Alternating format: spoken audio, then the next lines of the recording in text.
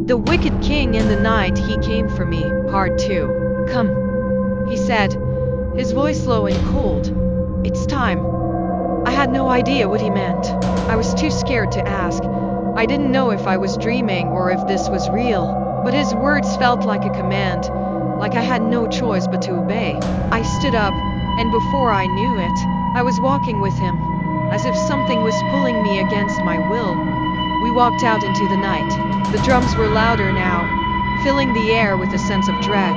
The moon was hidden behind dark clouds, casting the world in an eerie darkness.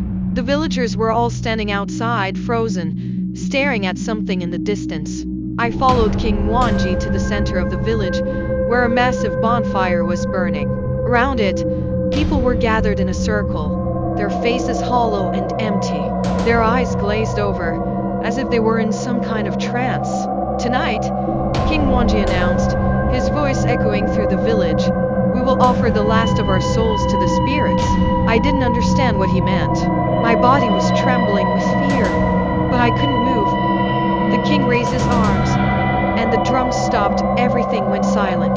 Then, the ground beneath us began to tremble, and out of the fire, dark figures started to rise. I realized then what had been happening. King Mwangi wasn't just a ruler, he was a part of something much darker. He had been feeding the spirits, offering his people to them in exchange for power. And now, it was my turn. Before I could scream, the dark figures reached for me. But just as they touched me, something in my body snapped. I broke free from the trance, and before I knew it, I was running as fast as I could through the village, hearing the drums beat again, louder and louder. I ran until I couldn't breathe, until the sound of the drums faded away. When I stopped, I looked back, but there was nothing. No king, no villagers, just silence. I never spoke about what happened that night. No one in the village ever saw me again. The next morning, the village was abandoned, as if everyone had vanished. Some say the spirits took them. Others say King Mwangi still walks the earth, searching for new souls to feed his dark power. But I know the truth.